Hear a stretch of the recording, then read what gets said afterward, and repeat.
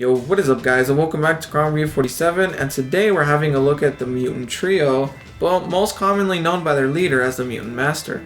Their first and only appearances, as far as I was able to tell, spanned from Doom Patrol issues 115 to 116 back in 1967. This is honestly one of the weirdest looking set of characters I've seen in comics. Let's analyze this 2-issue appearance. We start off with a couple of monster mutants planning to dominate the planet with an insane amount of hatred, as is the usual status quo of a cheesy 60s villain. We're not quite shown who they are or how they came to be, but the issue wants to keep the reader in suspense to wait for their origin. We are, however, at least introduced to their physical appearances, which are actually pretty unsettling to me somehow. The one on the left has an eyeball for a face with blue pants and extremely hairy. The one in the middle is shown to have one eye in each hand, which seems super inconvenient if you ask me. How's he supposed to throw a punch if he keeps jabbing his eyes every time he curls his fist? Not only that, but he's basically blind if he closes them too. He's also got the blue workout pants as if he just finished with the yoga session. The one on the right looks even worse, with his face literally being on his chest, which is the most unsettling one for me. At least he changed his pants color a little to spice things up. Anyways, let's get back to the story at hand here. We switch over to Dr. Niles Calder, the chief of the team known as the Doom Patrol, which are sort of like DC's weird and underrated version of the X-Men. He is trying to save this lady named Madame Rouge's brain from taking over a villain called the Brain. The chief and the Brain are at odds, trying to fight over the willpower of Madame Rouge. Niles is interrupted by one of his students who informs him of an alert in the city. The trio of mutants are now wreaking havoc, and the Doom Patrol needs to intervene to protect it. We now see that the Mutant Master has the ability to project heat beams from his eyes. We then see that he can also alter his beams to destroy things in different ways. One example is the ability to completely disintegrate objects from his beam. His brother, who we now know to be named can destroy a building by peeling it layer by layer like an onion. Is the one with his eyeballs located in the palms of his hands. The main leader is also shown to grow into a very large size, so they have a lot of powers that make it complicated for the Doom Patrol to fight back. They temporarily retreat for the time being. While in retreat, they are able to scan the brains of these strange creatures to discover their origins. While the Doom Patrol had initially thought that they were alien in origin, they're actually shown to be mutated human beings caused by a radiation explosion in a series of early 40s experiments. They also explain that the reason they're so angry is because they're mutated different while everyone else is normal. This is cool to see from the Doom Patrol's perspective because they themselves are weird and unusual superhero outcasts, so they can relate to that pain they have inside. In the next panel, they're also shown to have the ability to fly altogether. From what I can tell, they all have the same abilities as each other, which is wasted potential in my opinion. They could have had a unique power for each person. Their plan is to take advantage of a nearby comet and, using telekinesis, another power that they have, they bring it closer to Earth until it will hit within 7 hours. As the meteor quickly closes in, the gravitational pull starts causing tides and floods.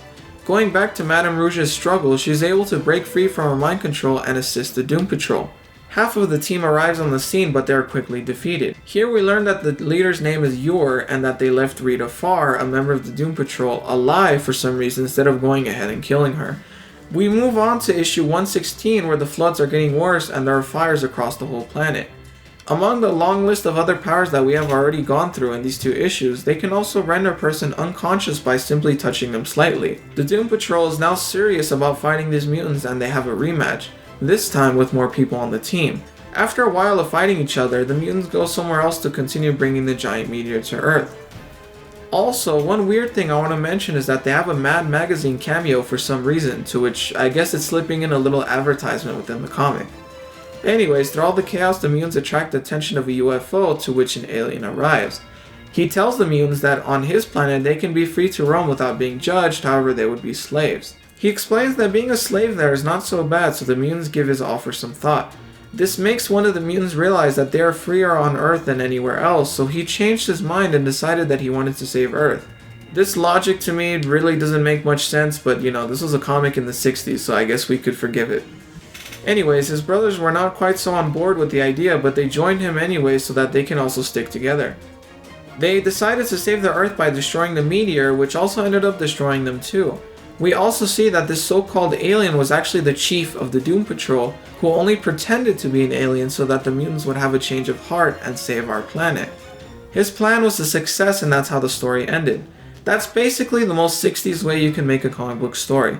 After this, they have only appeared one more time as far as I know.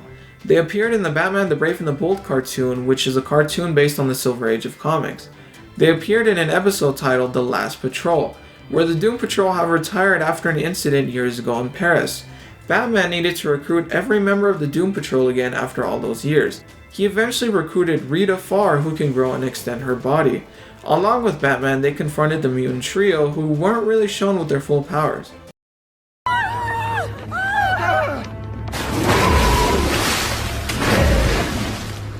Fear the might of the Mutant Master! The only powers that they showed were super strength and laser beams. Their character designs look exactly like the comic, and I can appreciate the detail that was put into this. The Mutant Trio team haven't been seen or heard of much in comic books or television. I think they should make an appearance on the new Doom Patrol series that DC has put out. It would really fit with the weird tone and dynamic of the show, and I would really recommend you guys watch it. Overall though, I think that the Mutant Trio is not the greatest set of comic book characters that I've seen.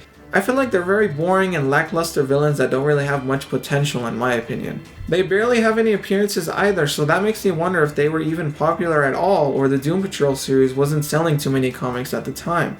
These guys definitely fit the status quo as weird villains. I would also like to review the Doom Patrol in the future since I find them highly underrated. What do you think about the Mutant Trio? Do you think that they're interesting villains, or do you feel like they have hidden potential? Let me know in the comments section below, guys. Leave more suggestions for WTF characters in the comments as well so that I can review them for you guys. That's it for this video. Be sure to leave a like and subscribe, and I'll see you guys next time.